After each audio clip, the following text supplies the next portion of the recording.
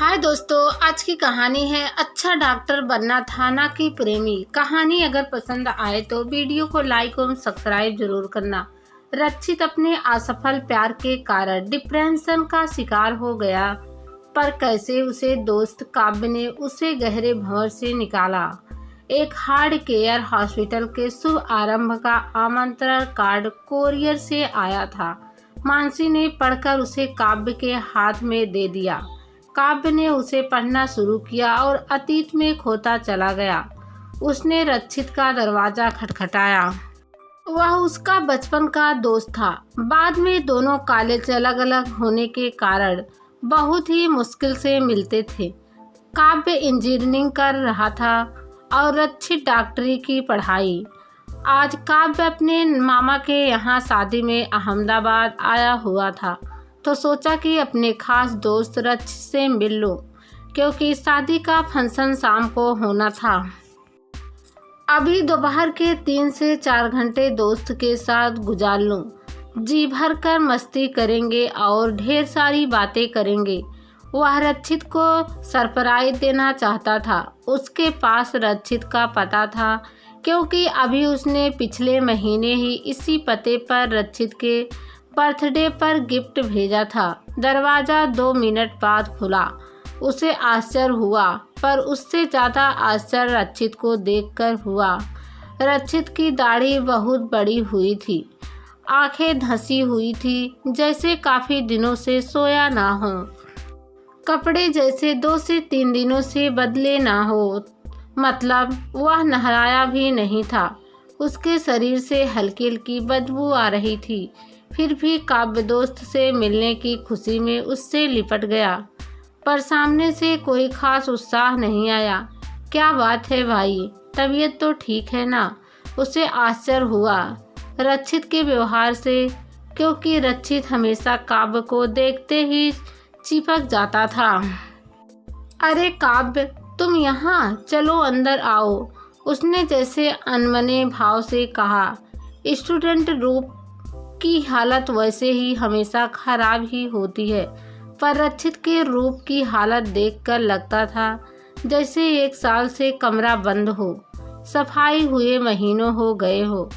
पूरे कमरे में जगह जगह जाले थे, किताबों पर मिट्टी जमे थे, किताबें अस्त व्यस्त यहाँ वहाँ बिखरी हुई थी। काव्य ने पुराना कपड़ा लेकर कुर्सी साफ की और बैठा। उससे पहले ही रक्षित पलंग पर बैठ चुका था, जैसे थक गया हो। काव्य अब आश्चर्य से ज़्यादा दुखी व स्तंभ था। उसे चिंता हुई कि दोस्त को क्या हो गया है, तबीयत ठीक है ना? क्या हाल बना रखी है खुद की वह कमरे की? 2 से 3 बार पूछने पर उसने जवाब नहीं दिया, तो काव्य ने कंधों को पकड़कर झिड़क कर पूछा, तो रक्षित की आंखों से आंसू बहने लगे। कुछ कहने की जगह वह काव्य से चिपक गया, तकलीफ में जैसे बच्चा अपनी माँ से चिपकता है। वह फपक फपक कर रोने लगा। काव्य को भी समझ न आया। कुछ देर तक रोने के बाद वह इतनी ही बोला, भाई, मैं उसके बिना जी नहीं सकता। उसने सुबकते हुए कहा, किसके बिना जी नहीं सकता? तो किसकी बात कर रहा है? दोनों हाथ पकड़कर काव्य ने प्यार से पूछा। आम्या की बात कर रहा हूँ। ओह, तो प्यार का मामला है? मतलब गंभीर? यह उम्र ही ऐसी है। जब काव्य कॉलेज जा रहा था, तब उसके गंभीर पापा ने उसे एकांत में पहली बार अपने पास बिठाकर इस बारे में विस्तार से बात की। अपने पापा को इस विषय पर बात करते हुए देखकर काव्य को घोर आश्चर्य हुआ था, पर जब पापा ने पूरी बात समझाई व बताई, तब उसे अपने पापा पर नाज हुआ कि उन्होंने उसे कुएं में गिरने से पहले ही बचा लिया। ओह, काव्य ने अफसोसजनक स्वर में कहा, रक्षित, तू एक काम कर, पहले नहा दो और शेविंग करके फ्रेश हो जा। तब तक मैं पूरे कमरे की सफाई करता हूँ, फिर मैं तेरी पूरी बात सुनता हूँ और समझता हूँ। काव्य ने अपने दोस्त को अपनेपन से कहा। काव्य सफाई पसंद व अनुशासित विद्यार्थी की तरह था। रो लेने के कारण उसका मन हल्का हो गया था। अरे काव्य, सफाई मैं खुद ही कर दूंगा, तू तो मेहमान है। काव्य को ऐसा बोलते हुए रक्षित हड़बड़ा गया। अरे भाई, पहले मैं तेरा दोस्त हूँ, प्लीज दोस्त की बात मान ले। अब दोस्त इतना प्यार और अपनेपन से कहे तो कौन दोस्त की बात ना माने। काव्य ने समझकर उसे अटैच्ड बाथरूम में भेज दिया, क्योंकि ऐसे माहौल में ना तो वह ढंग से बता सकता है और ना वह सुन सकता है। पहले वह फ्रेश हो जाए तो ढंग से कहेगा। काव्य ने किताब और किताबों की शेल्फ से शुरुआत की और आधे घंटे में 1 महीने का कचरा साफ कर लिया। काव्य होटल में सबसे साफ और व्यवस्थित कमरा रखने के लिए प्रसिद्ध था। आधे घंटे बाद जब रक्षित बाथरूम से निकला तो दोनों ही आश्चर्य में थे। रक्षित एकदम साफ और व्यवस्थित कक्ष देखकर और काव्य रक्षित को क्लीन देखकर। अरे तुमने इतनी देर में कमरे को हॉस्टल के कमरे की जगह होटल का कमरा बना दिया भाई। तेरी सफाई की आदत हॉस्टल में जाने के बाद भी नहीं बदली। रक्षित सफाई से बहुत प्रभावित होकर बोला और तेरी क्लीन शेव्ड चेहरे में चांद जैसा दिखने की चेहरे पर हाथ फेरते हुए काव्य बोला। अब रक्षित काफ़ी रिलैक्स था। भैया चाय। दरवाजे पर चाय वाला चाय के साथ था। अरे वाह, क्या कमरा साफ किया है आपने। कमरे की चारों तरफ नज़र घुमाते हुए छोटू बोला तो रक्षित कोप गया। वह रोज़ सुबह सुबह चाय लेकर आता है, इसलिए उसे कमरे की हालत पता थी। अरे यह मेरे दोस्त का कमाल है। काव्य के कार्य की तारीफ करते हुए रक्षित मुस्कुराते हुए बोला। अरे तुम्हें चाय लाने को किसने बोला। मैंने बोला। दीवार पर चाय वालों का फ़ोन नंबर था। थैंक यू काव्य, चाय पीने की बहुत इच्छा थी। रक्षित ने चाय का 1 गिलास काव्य को देते हुए कहा। दोनों चुपचाप गर्मा गर्म चाय पी रहे थे। चाय खत्म होने के बाद काव्य बोला, अब बता क्या बात है, कौन है आम्या और पूरा माजरा क्या है। आम्या की बात सुनकर रक्षित फिर से मायूस हो गया। फिर से उसके चेहरे पर मायूसी आ गई। हाथ कुर्सी के हत्थे से भींच गया।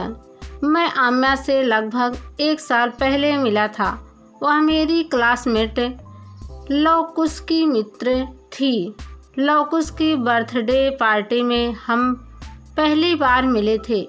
हमारी मुलाकात जल्दी ही प्रेम में बदल गई।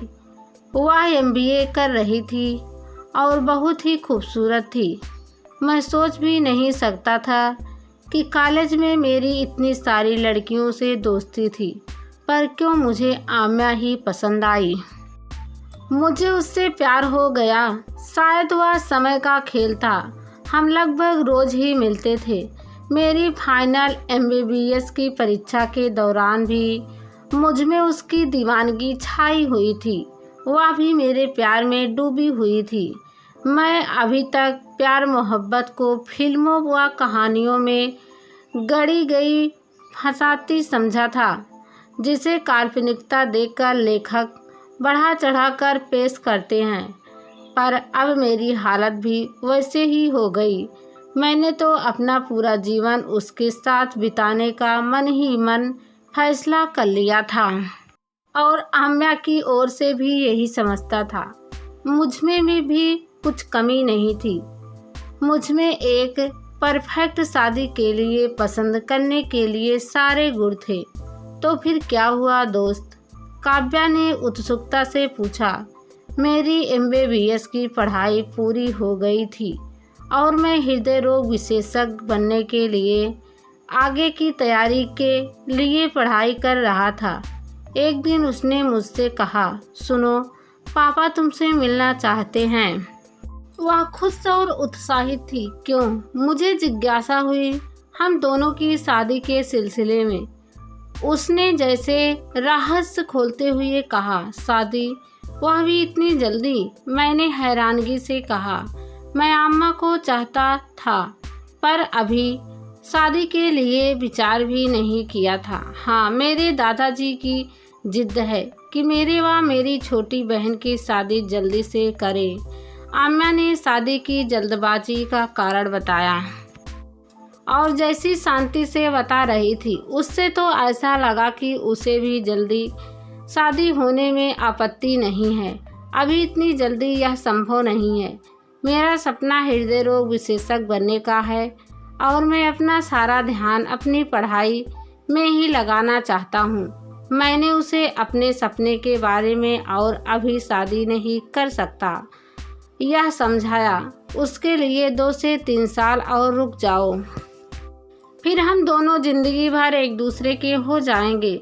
मैंने उसे समझाते हुए कहा, नहीं रक्षित, यह संभव नहीं है। मेरे पिता इतने साल तक रुक नहीं सकते। मेरे पीछे मेरी बहन का भी भविष्य है। जैसे उसने जल्दी शादी करने का फैसला ले लिया हो। मैंने उसे बहुत समझाया, पर उसने अपने पिता के पसंद किए हुए NRI अमेरिकी से शादी कर ली और पिछले महीने अमेरिका चली गई और पीछे छोड़ गई अपनी यादें और मेरा अकेलापन। मैं सोच नहीं सकता कि आम्या मुझे छोड़ देगी। मैं दुखी हूँ कि मेरा प्यार छिन गया। मैंने उसे मरने की हद तक चाहा। काव्य मेरा प्यार असफल हो गया। मुझमें कुछ भी कमी नहीं थी, फिर भी क्यों मेरे साथ समय ने ऐसा खेल खेला। रक्षित फिर से रोने लगा और रोते हुए बोला, बस तभी से मुझे ना भूख लगती है ना प्यास।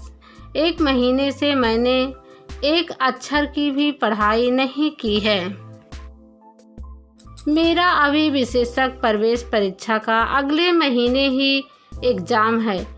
यो समझ कि मैं देवदास बन गया हूँ। वह फिर से काव्य के कंधे पर सिर रखकर बच्चों जैसे रोने लगा। देखो रक्षित, इस उम्र में प्यार करना गलत नहीं है, पर प्यार में टूट जाना गलत है। तुम्हारा जिंदगी का मकसद हमेशा ही एक अच्छा डॉक्टर बनना था, ना कि प्रेमी। देखो तुमने कितना इंतजार किया। बचपन में तुम्हारे दोस्त खेलते थे, तुम खेले नहीं। तुम्हारे दोस्त फिल्म देखने जाते तो तुम फिल्म नहीं देखते थे। तुम्हारा भी मन करता था अपने दोस्त के साथ गपशप करने का। और यहाँ तक कि रक्षित, तुम अपनी बहन की शादी में भी बारातियों की तरह शाम को पहुँच पाए थे, क्योंकि तुम्हारी PMT परीक्षा थी। वह सारी बातें अपने प्यार में भूल गए। आम्या तो चली गई और फिर कभी वापस भी नहीं आएगी तुम्हारी जिंदगी में। और यदि आज तुम्हें आम्या ऐसी हालत में देखेगी तो तुम पर उसे प्यार नहीं आएगा, बल्कि नफरत करेगी और सोचेगी कि अच्छा हुआ कि मैं इस व्यक्ति से बच गई, जो एक असफलता के कारण जिंदगी से निराश, हताश और उदास हो गया और अपना जिंदगी का सपना ही भूल गया। क्या वह ऐसे व्यक्ति से शादी करती? सोचो रक्षित, एक पल के लिए भी एक दिल टूटने के कारण क्या तुम भविष्य में लाखों दिलों को टूटने दोगे? इलाज करने के लिए वंचित रहोगे। इस मेडिकल कॉलेज में आने, इस अनजाने शहर में आने, अपना घर छोड़ने का मकसद एक लड़की का प्यार पाना था, या फिर बहुत सफल व प्रसिद्ध हृदय रोग विशेषज्ञ बनने का था? तुम्हें वह सपना पूरा करना है जो यहाँ आने से पहले तुमने देखा था। रक्षित, बता दो दुनिया को और अपने आप को भी कि तुम्हारा प्यार असफल हुआ है, पर तुम नहीं, और न ही तुम्हारा सपना असफल हुआ है, और यह बात तुम्हें खुद ही साबित करनी होगी। काव्य ने उसे समझाया। तुम सही कहते हो काव्य, मेरा लक्ष्य, मेरा सपना सफल प्रेमी बनने का नहीं, एक अच्छा डॉक्टर बनने का है। थैंक यू तुम्हें दोस्त, यह सब मुझे सही समय पर याद दिलाने के लिए। काव्य के गले लगकर दृढ़ता व विश्वास से रक्षित बोला। कार्ड हाथ में लेकर कब से कहाँ खो गए हो? मानसी ने अपने पति काव्य को झिड़क कर पूछा। अरे कब तक सोचते रहोगे? कुछ तैयारी भी करोगे? कल ही रक्षित भैया के हार्ट केयर हॉस्पिटल के उद्घाटन में जोधपुर जाना है, मानसी ने उससे कहा तो वह मुस्कुरा दिया।